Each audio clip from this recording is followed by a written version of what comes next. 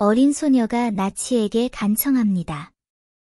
삼촌, 저를 좀 더 얕은 곳에 묻어주시겠어요? 엄마가 저를 못 찾으실 것 같아요. 지난 세기, 독일은 대외 확장 야망을 추구하며 먼저 자국 내 부유한 유대인들을 표적으로 삼았습니다. 유대인 박해가 심화되자 독일은 침략 전쟁을 일으켰습니다. 이 잔혹한 과정에서 수많은 전쟁 포로와 박해받는 유대인 민간인들이 포로로 잡혔습니다. 나치는 이들을 중앙에서 가두기 위해 최초의 강제 수용소인 다하우를 설립했습니다.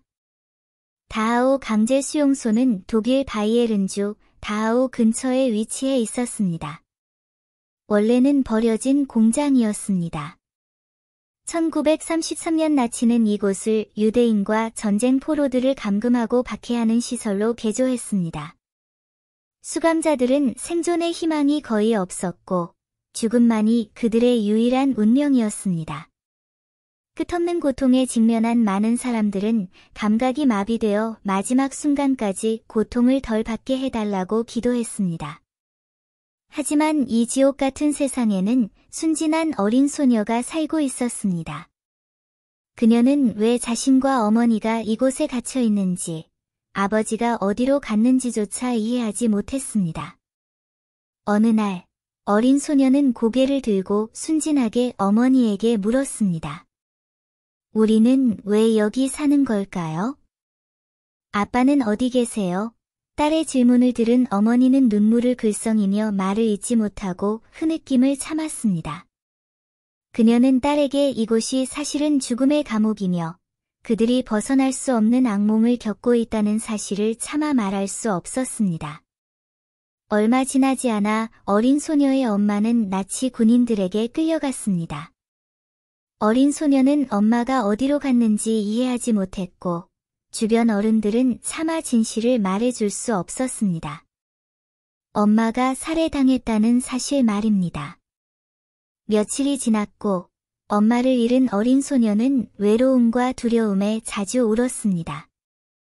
이를 지켜보는 사람들은 그저 다정하게 위로해 줄 뿐이었습니다. 울지 마, 엄마가 아빠를 찾으러 갔어. 곧 돌아올 거야. 어린 소녀는 믿음과 의심이 뒤섞인 마음으로 이야기를 듣다가 점차 울음을 멈췄습니다. 그때부터 소녀는 매일 창가에 앉아 먼 곳을 바라보며 엄마가 돌아오기를 기다렸습니다. 어느 날, 나치 병사들이 다시 한번 모두를 큰 구덩이로 이끌었습니다. 사람들은 이것이 곧 자신들의 삶이 끝날 것이라는 것을 이미 알고 있었습니다. 하지만 어린 소녀는 아무것도 모른 채 구덩이 속으로 밀려 들어가면서 비로소 무슨 일이 벌어질지 깨달은 듯했습니다. 소녀는 나치 병사를 올려다보며 어린아이 같은 목소리로 간청했습니다. 삼촌, 저를 좀 더 얕게 묻어주시겠어요? 어머니가 저를 못 찾으실까 봐 걱정이에요. 이 말에 주변 사람들은 금세 눈물을 흘렸고 심지어 병사마저도 멍하니 머뭇거렸다.